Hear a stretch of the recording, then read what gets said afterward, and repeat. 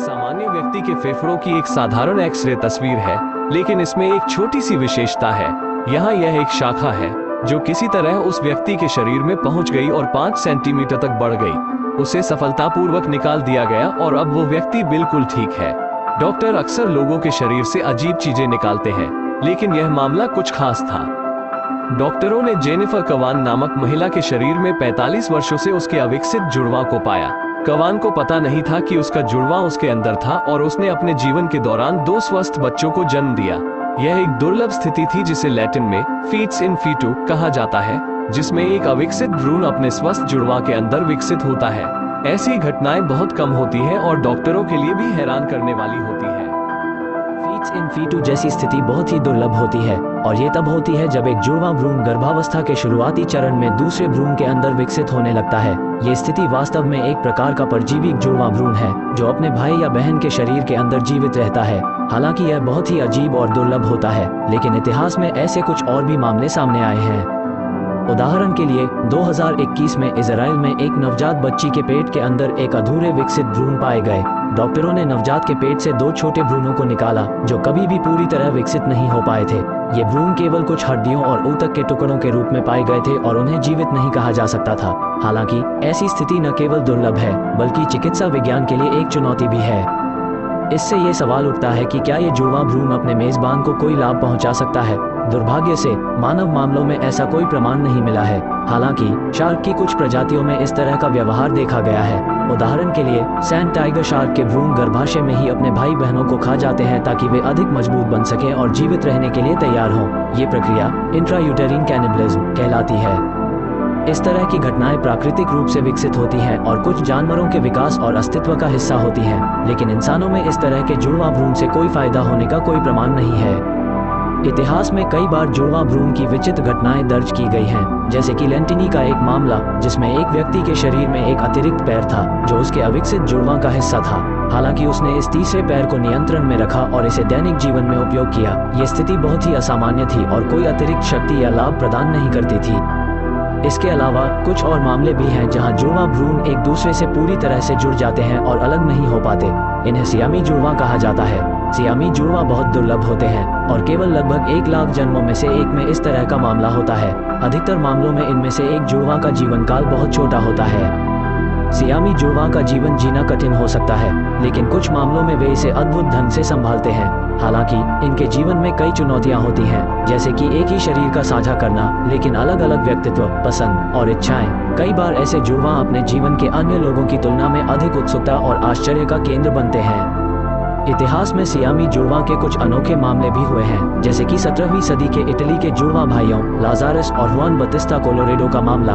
लाजारस को एक व्यक्ति की हत्या का दोषी ठहराया गया था, लेकिन जब अदालत को ये पता चला कि हुआन बतिस्ता भी उनके साथ जुड़ा हुआ है जो कि निर्दोष था, तो वे दोनों भाइयों को मुक्त कर दिया गया। यह मामला अद्वितीय था क्योंकि अदालत ने इस स्थिति को देखते हुए उन्हें दंडित नहीं किया।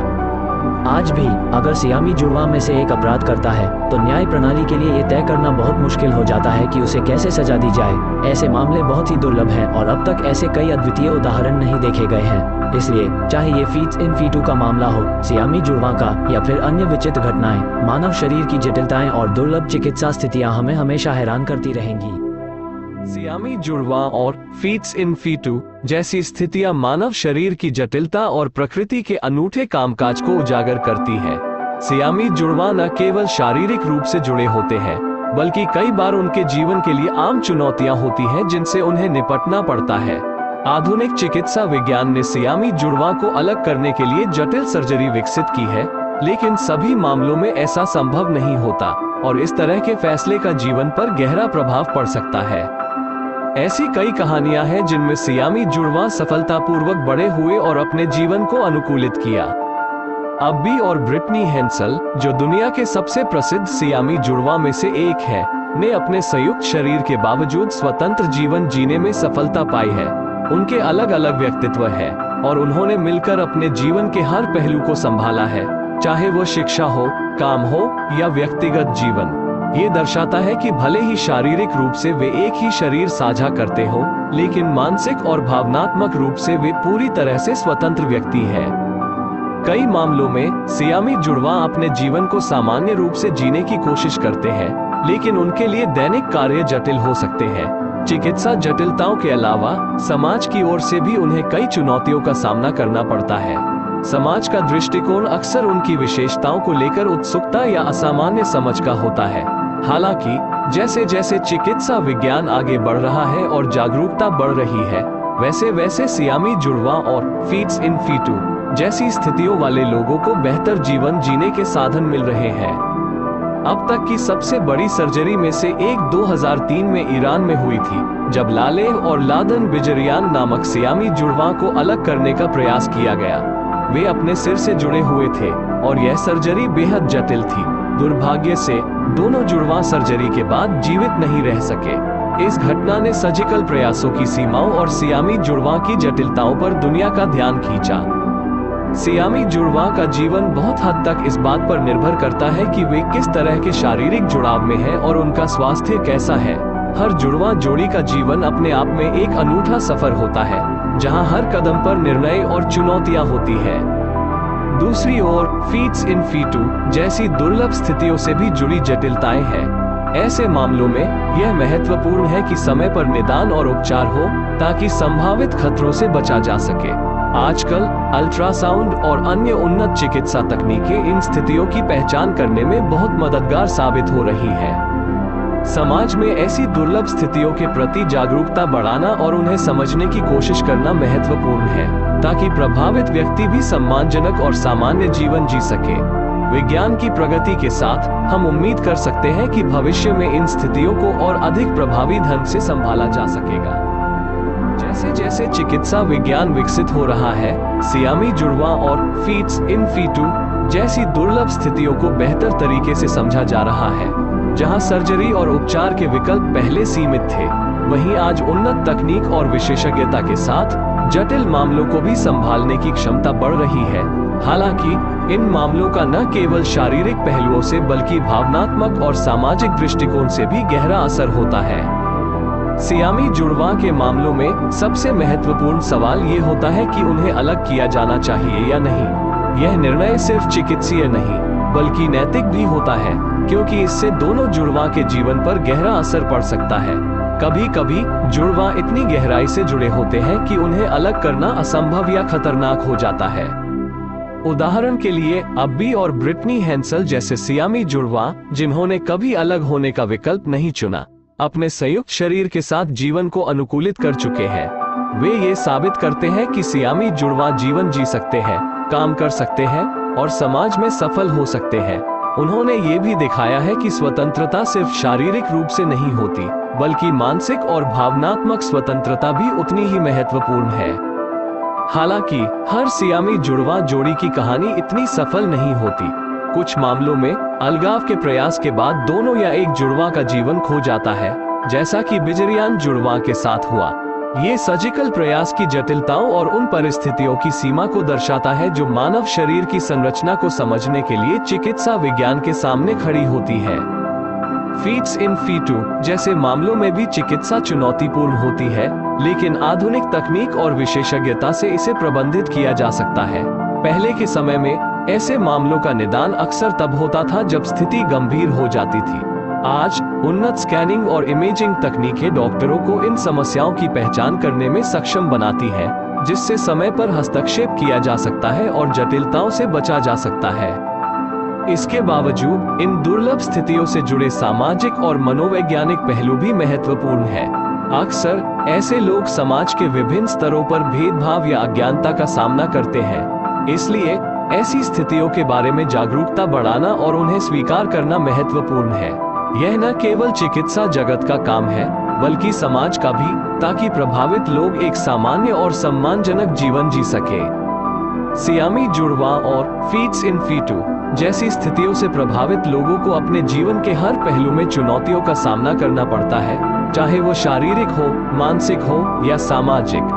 ये लोग सामान्य से परे जाकर अपनी विशिष्टताओं के साथ जीते हैं और उनके अनुभव हमें मानव धैर्य, साहस और सहनशीलता का सबसे बड़ा उदाहरण दिखाते हैं। आने वाले वर्षों में जैसे जैसे चिकित्सा विज्ञान और प्रौद्योगिकी में प्रगति होगी, इन स्थितियों को प्रबंधित करने और बेहतर परिणाम प्राप्त करने के और भी अधिक अवसर बनेंगे। इससे जुड़े लोगों को अधिक स्वीकृति, समर्थन और सम्मान मिलेगा और वे अपनी विशिष्टताओं के बावजूद सामान्य और स्वस्थ जीवन जी सकेंगे।